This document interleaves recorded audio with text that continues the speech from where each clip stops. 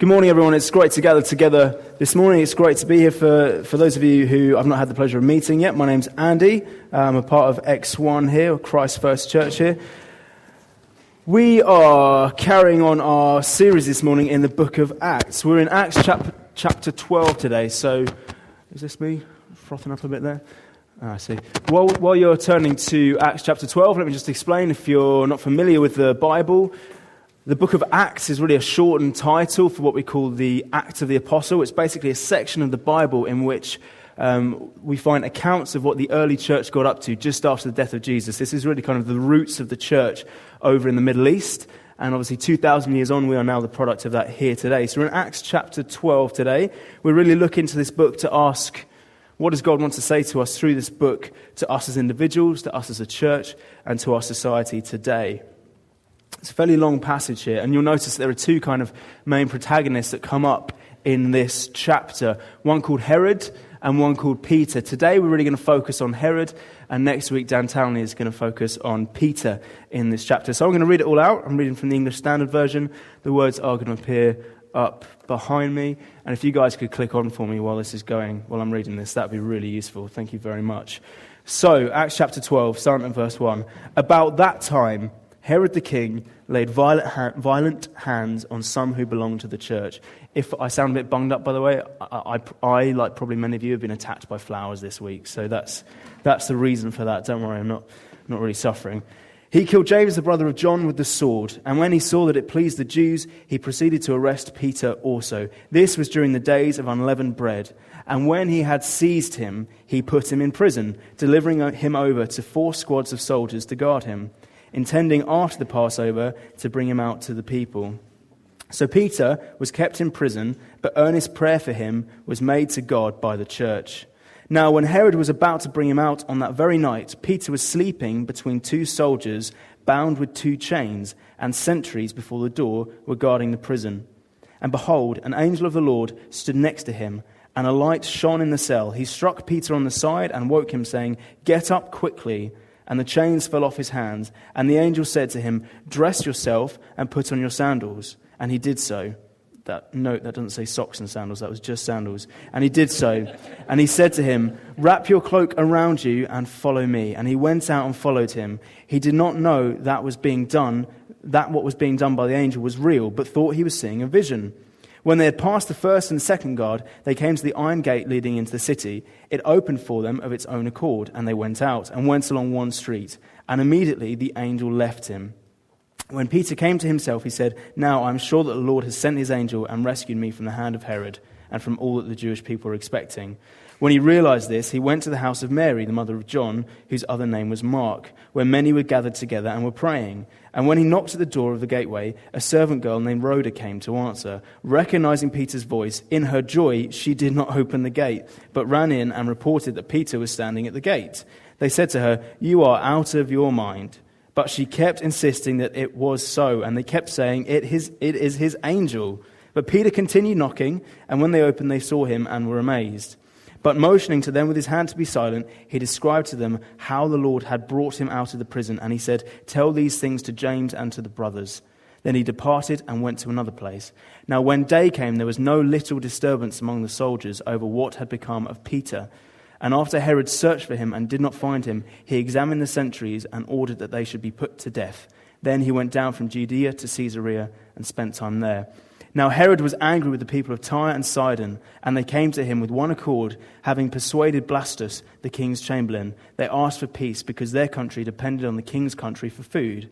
On an appointed day, Herod put on his royal robes, took his seat upon the throne, and delivered an oration to them. That's a speech to them. And the people were shouting, "The voice of God and not of a man."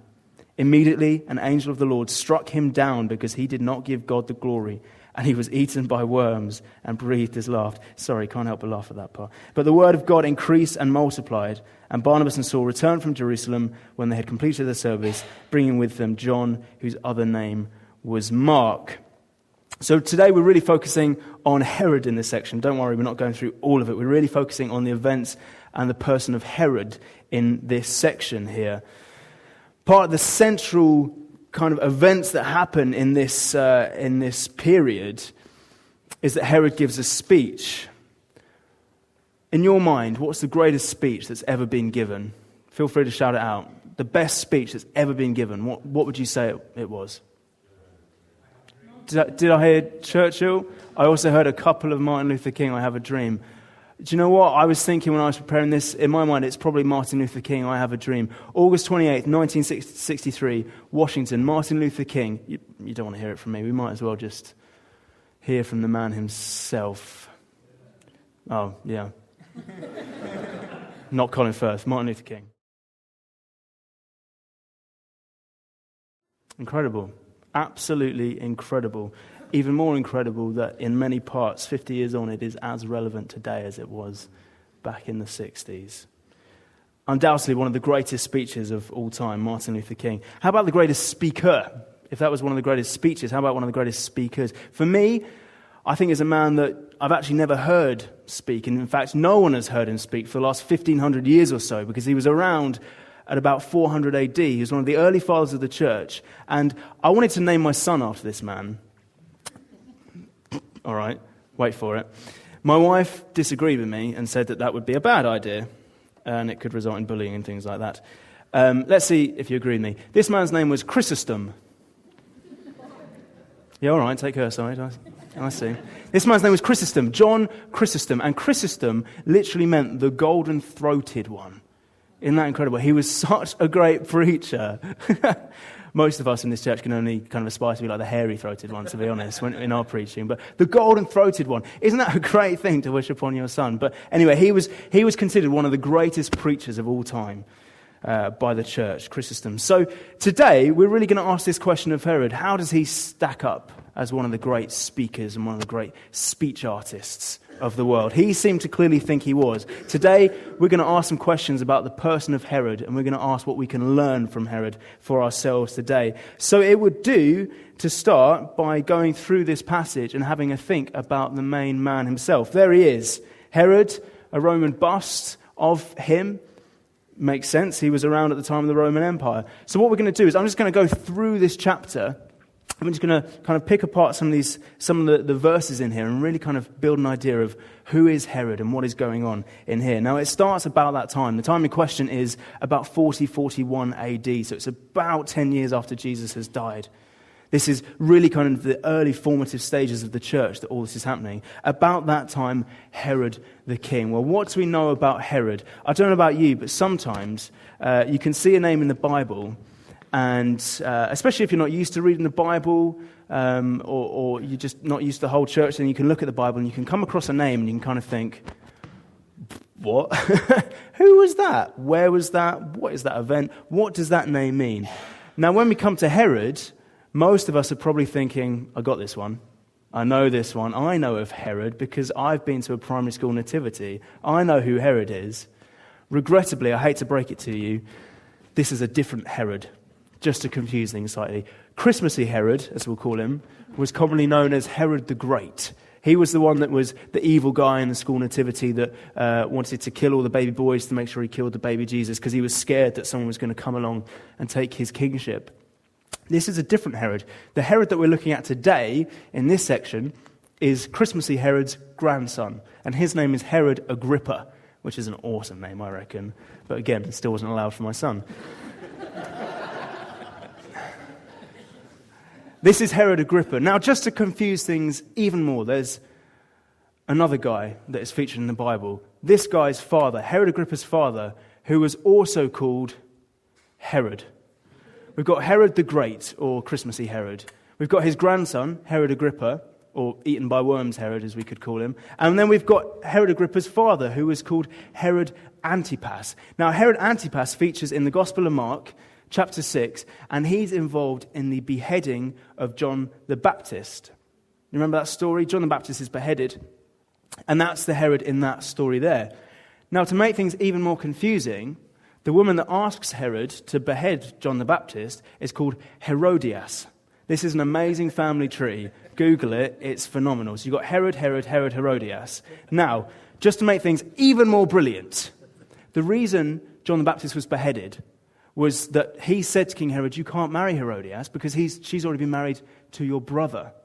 Now, based on what we've already heard, Herod, Herodias, What do we think the brother was called? All together now? Herod. No! There's far too many Herods in this family. Why would he be called Herod? No, his name was Philip. Herod, Herodias, Philip. Nothing wrong with the name Philip. It just stands out slightly in that context, doesn't it? It'd be like having a family you've named your sons Matthew, Mark, John, Hercules. It stands out a little bit, doesn't it? Anyway, this is the Herod that we're dealing with, Herod Agrippa. Now, Herod Agrippa spent some of his youth in Rome because he's around at the time of the Roman Empire, which we're going to think about in just a second. In being brought up in Rome, he befriended a couple of people who would go on to become Roman emperors. They were Claudius and Gaius. Gaius also had a cool name. He went on to be called Caligula, you might have heard of. Again, middle name territory, not even for that. Not even middle name territory. Anyway, we'd have had Chrysostom, Caligula, Agrippa, Eli, James, Clarke, if that had all been allowed. My wife's probably a wise person. So he was brought up in Rome. And this kind of friendship with these future Roman emperors meant that he could expand his kingdom over in the east, over in Israel. Let's take a look at a little map of what is going on at the time, shall we? Now, the dark purple sections of this map are the areas that have been conquered by the Romans in AD 70. So this is about 30 years after the time that we're looking at in this section of the Bible today. But it's much the same. The only thing that the Romans have managed to achieve really in the extra 30 years is that they've finally taken Britain. Note, for some reason, they've avoided Wales. I'm not saying anything. I'm just observing on that map they've avoided Wales for whatever reason. Make of that what you will. Anyway, this is the Roman Empire around about AD 70 and AD 40. You can see it's a vast thing. It takes into consideration some of northern Africa. You've got all of Egypt there. You've got Morocco and Algeria and Tunisia. It's got Spain up to Britain there. It comes across the east through Turkey, and you've got Israel and Syria there. And obviously right in the middle of that, right in the center, is the capital Rome in Italy, as it still is today. Now, Herod's kingdom was far in the east here, over in Israel. Now, that was tactically beneficial for the Romans. You see, they were absolutely brilliant. They were completely ingenious. They knew that they did not have to enforce their way upon everyone that they invaded. They weren't quite like we see happening in Iraq and Syria today. You know, you see in the news where ISIS, they come and they demand, you must do this, you must do this, you must do this. The Romans were cleverer than that. They realized you can keep people having their customs and their ways and their religions because it's terribly expensive to occupy all these countries. Look at all the places that they would have had to have occupied and demand their way to be done in. They didn't have to do that. They realized if we just keep them happy but remind them that we are the ultimate power here and you follow Caesar and you come to war with us if we need it, then the Romans have got a friendly little base just on their front line there. That is the context of Herod's kingdom. Yes, he is a king, but ultimately, he knows as well as anyone, he is not the absolute power in his reign. He is not. Caesar is. That's the background to Herod. That's the man we're dealing with today. So he laid violent hands on some who belonged to the church. Herod was also a good Jewish boy. And at that time, a lot of the Jewish people didn't like the Christians and the church that was being born because they saw it as a rotten branch of the Jewish faith. And so it needed to be got rid of. We've seen a bit of that already in the book of Acts. And so Herod perhaps is going along with that kind of religious feeling, and he's saying, actually, I don't want this to happen. There's also a political motive in there as well, because if you're a king and you see an organization in which thousands of people can be added daily, you're sweating a little bit. You're a little bit scared there, because we've seen in the book of Acts already the power of the church, the influence of the church at this time. They're doing such miraculous things, or rather God is doing such miraculous things through the church. Thousands of people are being added to the church in days. And so this is potentially a politically motivated attack as well. He killed James, the brother of John, with the sword. James and John were brothers. They were called the sons of Zebedee, or the sons of thunder, because they were a little bit hot-headed. And in Mark chapter 10, they say to Jesus, when Jesus is still alive, can we sit at your right and left-hand side in heaven? Would that be okay? And Jesus actually says, it's not up to me, it's up to the Father. But know this, you must experience the same suffering as I experience. James here is the first of the disciples, the people that were around with Jesus at the time, to be executed for his faith. And he is taking on the same suffering that Jesus did. When Herod saw that this pleased the Jews, he proceeded to arrest Peter also. This goes beyond a politically motivated thing. Here we see some people-pleasing. We're looking for some approval of some of the people. It says, when he saw that it pleased the Jews, he proceeded to arrest Peter also. And so this kind of religious and political motivation gets now caught up with a personal narrative as well. There's this sense of, I can gain popularity if I carry on this course of actions. And that is a hugely important factor. We're going to come back right at the end to ask some questions of Herod and who he was as a person. And that is a huge factor in his life. Now, this was during the days of unleavened bread. That's a Jewish festival that was celebrated. I'll mention that in a second when we mention another Jewish festival. And when he had seized him, he put him in prison. Now, this sounds fair enough, doesn't it? You arrest someone, you put him in prison. That makes sense to us, right? The bit that follows does not. So he seized him and put him in prison, delivering him over to 4 squads of soldiers to guard him. Now, that's 4 squads of soldiers. That's not 4 soldiers. That's 4 squads of soldiers. The Greek word that is used here is quarterlion. Is that a word, Dan? I don't know. You're the mathematician guy. Not? Well, it's the Greeks. You can't argue with their maths, can you? Brilliant. That meant there was 4 lots of 4. So in all, there were 16 guards whose job was to guard Peter, probably on rotation. But even 4 at one time is slightly excessive now, because my understanding of prison is it's fairly low maintenance. If you really wanted to, you could chuck someone in a cell, lock the door. As long as you've got the key, they're probably not going anywhere, right? So to have 4 guards with Peter shows ultimately that Herod is scared. He is terrified of something happening here, of Peter escaping. So we'll see in the part that Dan's going to preach on next week, Peter is actually chained to 2 guards. Not only is he in a locked prison cell, he is chained to 2 guards, and there's probably the other 2 guards guarding the door as well. That is slightly excessive, and it says something of Herod's fear at this time. We also see that Herod was fearful because it says that intending after the Passover to bring him out to the people. So he puts him in prison, but he doesn't execute him straight away. He wants to wait until after the Passover. Why is that? Most scholars are in agreement here. The Passover is another Jewish festival that's celebrated, and in all honesty, it kind of merges into one with the festival of unleavened bread. But it was at the Passover that Jesus was arrested and put on trial. And if you're Herod in this position, you do not want to repeat the effects of what happened when Jesus was arrested, because when Jesus was arrested, it all got a little bit crazy. He was put on trial and yet found not guilty, and yet he was executed anyway. After dying a hideous death on a Roman cross, a crucifixion death, which meant that it was a long, drawn-out process, and in the end, he would have suffocated to death.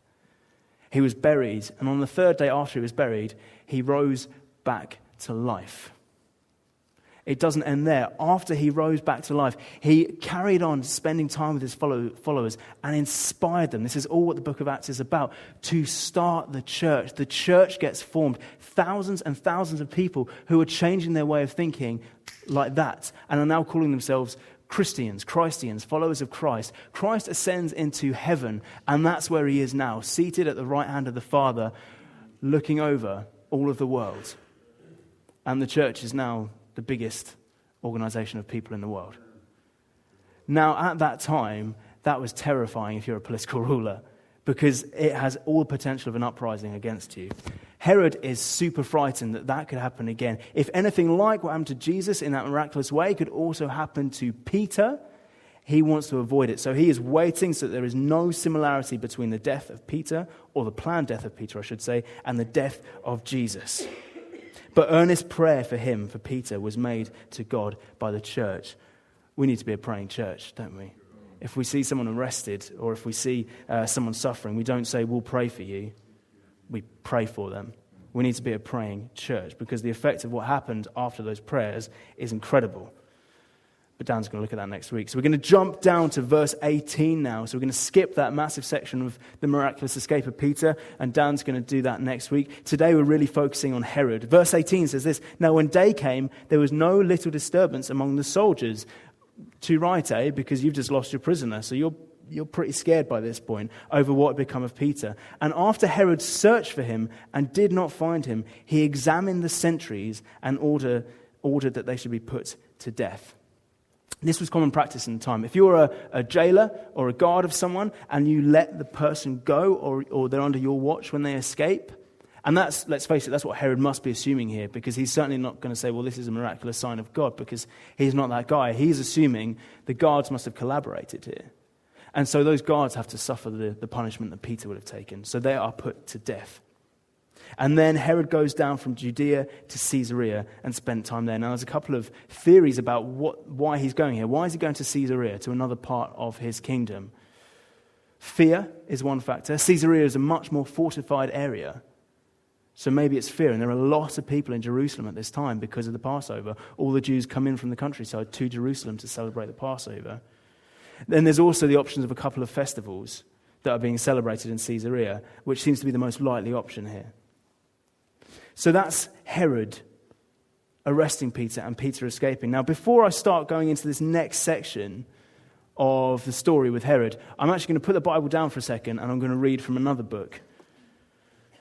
Whew, I mean, it's brave, right? Another book. But the great thing about this story, and the fascinating thing about this story, is that you can't do this very often. I'm holding here a book called Jewish Antiquities by Flavius Josephus. Now, Josephus was a Jewish historian back in the day, and he was kind of giving an account of what was happening in the Roman Empire and the Jewish territories around that time. Josephus gives an account of the next part of the story that we've already heard. So Herod goes and he gives a speech and he gets struck down dead. Josephus also gives an account of what is happening here. And this is a really, really useful thing, because do you know what? One of the biggest criticisms that comes with the Christian faith, I'm sure you've heard, is something like, why would you trust the Bible? How can you trust the Bible? And even so, why would you? Why would you put that much authority in a book? Well, we believe as Christians that the Bible is the inspired word of God, and it is historically reliable and accurate. It's not a case of some guy who was just sitting in an office about 500 years ago and thought, I know, I'll write a book and get some people to follow a religion because that'd be good for me. No, these are documents that are recounting events that actually happen. And when you can find another source that does the same, you can use it to build up the story that's happening in the Bible. And you can use it as reliable evidence to say, no, look, this is actually happening. The Bible isn't just a set of things that we've made up. The Bible are events that happen in space and time. When we come and we read this and we preach from this, we're not just spouting out a few great moral ideas. We are saying these events literally happen in space and time. Therefore, they could literally happen again. God is the same powerful God as he was then, and he is still operating today. I'm going to read from Jewish Antiquities here. Wonderful ancient book, cost me £4. I mean, this isn't the ancient book, otherwise I wouldn't be bashing it around like that. This is just a copy. Wonderful ancient book. Now listen to this. Now when Agrippa, that's Herod, had reigned 3 years over all Judea, he came to the city Caesarea. Do you see already? This is exactly what Luke is saying. He came down to Caesarea, which was formerly called Strato's Tower. And there he exhibited shows in honor of Caesar. So it's a festival, Josephus is saying, that Herod's gone to Caesarea for. Upon his being informed that there was a certain festival celebrated to make vows for his safety, at which festival a great multitude was gotten together of the principal persons, and such as were of dignity through his province. In basic terms, there are important people there. On the second day of which shows, he put on a garment made wholly of silver and of a contexture truly wonderful, and came into the theatre early in the morning, at which time the silver of his garment, being illuminated by the fresh reflection of the sun's rays upon it, shone out after a surprising manner, and was so resplendent as to spread a horror over those that looked intently upon him. Luke just went with, he put his royal robes on. But that's okay. And presently his flatterers cried out, one from one place and one from another, though not for his good, that he was a god. And they added, be thou merciful to us, for although we have hitherto reverenced thee only as a man, yet shall we henceforth own thee as superior to mortal nature. Be thou merciful to us, for although we have hitherto reverenced thee only as a man, yet shall we henceforth own thee as superior to mortal nature. Upon this the king did neither rebuke them nor reject their impious flattery. Do you see how there's a correspondence there between the story of Luke and the account of Josephus? Now let me read this again. Now Herod was angry with the people of Tyre and Sidon, and they came to him with one accord, and having persuaded Blastus, the king's chamberlain, they asked for peace because their country depended on the king's country for food. On an appointed day, Herod put on his royal robes, took his seat upon the throne, and delivered an oration to them. And there were people were shouting, "The voice of a God and not of a man." Obviously, there's nuances and there's differences between them because they're different accounts. It's like you would have kind of slightly different stories if two people have witnessed a car accident from different angles. You'd have slightly different accounts of what has happened. But fundamentally, we know what is happening here. The events that are happening are reliable. And Josephus goes on to talk about the death of Herod as well. So let's just have a look at this passage here, shall we? This section of the passage. Herod was angry with the people of Tyre and Sidon. We don't know why. He just was, because he's a king. And they came to him with one accord, and having persuaded Blastus, the king's chamberlain, they asked for peace because their country depended on the king's country for food. That is super important in the context of Herod's speech. On an appointed day, Herod put on his royal robes. Now remember what I said about the Roman Empire. He's putting on his royal robes. He's getting into the feel of it. He is not the absolute power in this situation. He was surrounded by dignitaries, also people that had power, but he would have known at a festival that is there to celebrate Caesar, he is not the absolute power. There's a bit of egotism going on here with Herod. He put on his royal robes, took his seat upon the throne, and delivered an oration to them, a speech to them, and the people were shouting, "The voice of a God and not of a man." Now there's a few options here with what the people are shouting. Either they genuinely mean it, and they're genuinely saying, wow, this guy is a God and not a man. That option is less likely when you consider options number 2 and 3. Option number 2 we get from Josephus. Remember, there was that little line there. It said, "and not for his good." In other words, they were mocking him. They were saying, "Oh, nice robes, Herod. Oh, yeah, look really nice." They were mocking him. They were taking something. They were saying, "You are not actually a god, but yeah, we'll mock you for it." Maybe it's a pre-British use of sarcasm. The third option, we've got Luke's option, which is the people are hungry. They rely on Herod for food, and they're hungry. So, of course, you're going to say, "No, you're a god. Oh, you're the man. Oh, you're brilliant, Herod. Yeah, can we have some food, please?" So the chances are here that actually this isn't a brilliant speech that Herod gives. He's probably not a brilliant speaker. The people are either mocking him or they're just desperate for food because they depend on his country for food. And yet Herod clearly thought he was all that. Because as far as Herod is concerned, there's glory involved. And he refuses to give it to God. He keeps it for himself. He says, it says here, the people were shouting, "The voice of God, not a man." Immediately an angel of the Lord struck him down because he did not give God the glory. And of course, even if he was a brilliant speaker, he should have been giving God the glory. That's kind of straightforward. When you see humankind as created beings by a creator, it makes no sense that there would be any glory amongst the creation. Sure, they're good. Sure, they're talented. Sure, they've got abilities. But glory, no. It would be like the Mona Lisa. Imagine the Mona Lisa could speak, saying, "Look how brilliant I am. How amazing and beautiful am I?" And giving no credit to Da Vinci. And saying, "Well, no, it's all me. Look how great I am." When Da Vinci could come along with one paintbrush and just go, "Yeah, right, okay." Imagine you're at work and you've produced this brilliant report, okay? You've put together your graphs and your pie charts and it's looking amazing. It's all wonderful. This report manages to get a voice somehow and says, "I'm great. Look at me. Grammatically correct. Some beautiful graphs. Look at me." When actually the creator of that document could just go, "Recycle bin." It makes no sense that anything that has been created should keep any glory for itself. That glory should go to the creator. And yet Herod chooses to keep the glory for himself. And therefore he was eaten by worms and breathed his last. I hate to be the one that breaks it to you because I would prefer it if this was literally happening. But Herod is not literally eaten by worms. This is a phrase that is used at the time to really kind of describe someone who has died and deserved it. I think a phrase that might be helpful in us understanding this is, in the old Westerns, you might hear someone shoot someone and say, "Eat lead," or "How did he die?" "Oh, he ate lead." They're not suggesting that they were literally sitting there and scoffing their face with some metal and they were eating lead to die. It means they got shot by a lead bullet. And that's kind of what's going here. There's almost a cheeky little comment there from Luke, which is, this guy deserved to die. He was eaten by worms, he deserved to die. But the word of God increased and multiplied, and Barnabas and Saul returned from Jerusalem when they completed their service, bringing with them John, whose other name was Mark.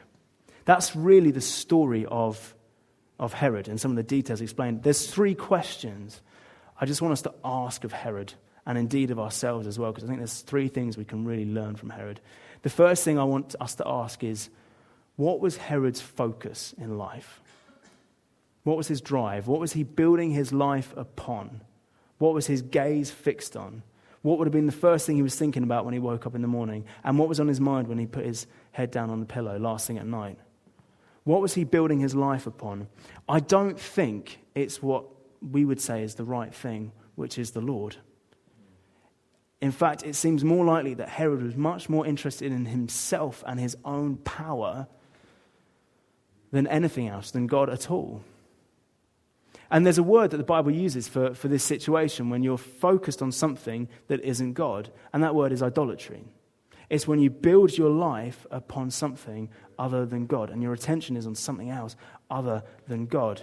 Now, idolatry is not a word we use very often today, so I want to kind of qualify it with a definition from, I think, one of the greatest communicators of the church today. This is Tim Keller, counterfeit gods. And that phrase, counterfeit gods, is really, in a nutshell, his summary of this term idolatry. It's a counterfeit god. It's not God, but it's something that we give the status of godhood to that isn't actually God. When the empty promises of love, money, and power let you down, they're 3 common examples of things that we could build our life upon and focus on instead of God. Love, money, power. Let me read a definition that Tim Keller gives of idolatry, because it's absolutely wonderful. He starts this book by just highlighting a tragic situation of quite a few wealthy bank workers who, after the 2008 stock crash, committed suicide because they couldn't deal to live without their money. And then he writes this: these suicides were grimly reminiscent of the suicides in the wake of the 1929 stock market crash. In the 1830s, when Alexis de Tocqueville recorded his famous observations on America, he noticed a strange melancholy that haunts the inhabitants in the midst of abundance. Americans believed that prosperity could quench their yearning for happiness, but such hope was illusory, because, de Tocqueville added, the incomplete joys of this world will never satisfy the human heart. This strange melancholy manifests itself in many ways, but always leads to the same despair of not finding what is sought. There is a difference between sorrow and despair. Sorrow is a pain for which there are sources of consolation. Sorrow comes, for example, from losing one good thing among others, so that if you experience a career reversal, you can find comfort in your family to get you through it. Despair, however, is inconsolable because it comes from losing an ultimate thing. When you lose the ultimate source of your meaning or hope, there are no alternative sources to turn to. It breaks your spirit. What is the cause of this strange melancholy that permeates our society, even during boom times of frenetic activity, and which turns to outright despair when prosperity diminishes? De Tocqueville says it comes from taking some incomplete joy of this world and building your entire life on it. That is the definition of idolatry. Taking some incomplete joy of this world and building your entire life on it. Herod was taking an incomplete joy, which was his power and his ability, and he was building his life upon it. He wasn't focused on God. We know this is the case because he gets his kicks from people pleasing, and that's kind of determining what he's doing. The opinions of people, fickle enough as they are enough for him. They will cease. They're an incomplete joy. His power, it will go. It could go like that because the Romans could decide so.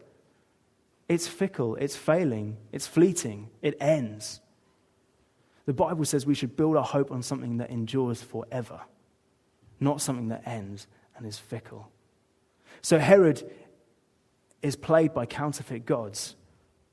My question to us today is, are we worshipping God or are we worshipping counterfeit gods? Because let me guarantee you, each of us is worshipping something. The nature of the human life is that it is looking towards something for meaning and hope and purpose, whether it's money or power or sex or fame or your family relations. These things in and of themselves might not be bad things, but when our entire life is built on the pursuit of and putting our entire hope in these things, then they are absolutely fatal and flawed, and they cannot satisfy anywhere near the way God can. The second question I have of Herod and for us today is, Herod was completely riddled by fear in his life. We saw that on a couple of occasions, didn't we? The fact that he was kind of so obsessed with keeping Peter from escaping and not repeating anything that might happen. The fact that he went to Caesarea and away from these problems. He was scared of losing that ultimate thing in his life. He could see the despair that would come if he were to lose it, and he took extraordinary steps to avoid it. He was riddled with fear towards losing the ultimate thing in his life. The book of 1 John in chapter 4 tells us that perfect love drives out fear. And in Jesus, we have perfect love. So in the Christian life, we do not need to be afraid. My question for you today, as well as are you worshiping God or a counterfeit God, is are you fearful in your life? We can all be scared from time to time. Are you fearful of losing something that is ultimate to you? Because trust me, at some point, if it is not God that is the ultimate thing for you, it will be lost. Because it will either be fickle and fleeting, or it will cease at the grave. And yet Christ endures for eternity, and our relationship with him and our existence in him endures for eternity. If you are fearful of losing something, may I beg you today, put your trust in Christ Jesus. The third thing I would note of Herod is that ultimately he died. He was eaten by worms, but not really. He died. And in fact, it was his counterfeit God that led him to death. You know, the best picture I can really think of for this one is this cheeky chappy here. Everyone know this guy? This is Gollum from Lord of the Rings. Now, Gollum was addicted to this ring. He needed it. To satisfy his very soul, he needed it. And yet, he was fighting with another character called Frodo, who also was kind of desperate for this jewel, this prize, on the edge of a cliff. And Gollum almost has this choice. Do I grab hold of this cliff edge on this rock and save myself? Or do I finally grab this chance to grab this ring, which is falling towards this lake of molten lava? Gollum, of course, chooses the ring because it is what completes him. He needs it. He doesn't even factor in that he will only have it for seconds before it is destroyed and he is destroyed. That is the nature of idols, my friend. They might seem appealing. They might seem that we need them. But ultimately, they only lead to death because they are not eternal. Only Jesus Christ is an eternal hope that we have. Only Jesus Christ. Because we've sung about it in our songs this morning. He died, he rose again, and he lives forever. And he invites us into relationship with him that we might not perish and die, but live for eternity with him. To be honest, I think I read this every time I preach, but you know what? I think, to be honest, we should read this every day of our lives because it reminds us of the eternal hope that is to come. In Revelation 21, we read this. I heard a loud voice from the throne saying, behold, the dwelling place of God is with man. He will dwell with them, and they will be his people, and God himself will be with them as their God. He will wipe away every tear from their eye, and death shall be no more. Neither shall there be mourning, nor crying, nor pain anymore, for the former things have passed away. That is the Christian hope, and isn't it a great one? Compared to the things of this world that will fail you, perhaps instantaneously, perhaps only at the grave, there is an eternal hope, and death is not the end for us. We know in the Christian life that death is just a grubby, dirty doorway to the corridor of eternal life. It's a door that we all have to pass through. This is Lord of the Rings again. This is Gandalf speaking. It's just the next step, one that we must all take. It is our job to decide whether we do that in relationship with Christ, putting our hope in something that will last eternally and therefore give us eternal life, or in something that will perish. And that's my question I want to ask to each of us this morning, just as we close up now and we respond. I just want us each to take a moment. Maybe we've committed our lives to Jesus already 1,000 times, and we know, we say we are followers of Christ, but maybe there are things in our mind that are just plaguing us. Maybe there are some things that we're frightened of. Today, we need to offer those to the Lord and say, we're going to let those go. Because actually, hope in Jesus does not produce fear. If we are fearful, we're just looking slightly off Jesus. Maybe you've never even considered the Christian faith before and only ever considered it as a slightly crazy thing that doesn't make sense. Let me encourage you today, above all things, please consider what you're building your life upon, and let me assure you there is an eternal hope in Christ Jesus.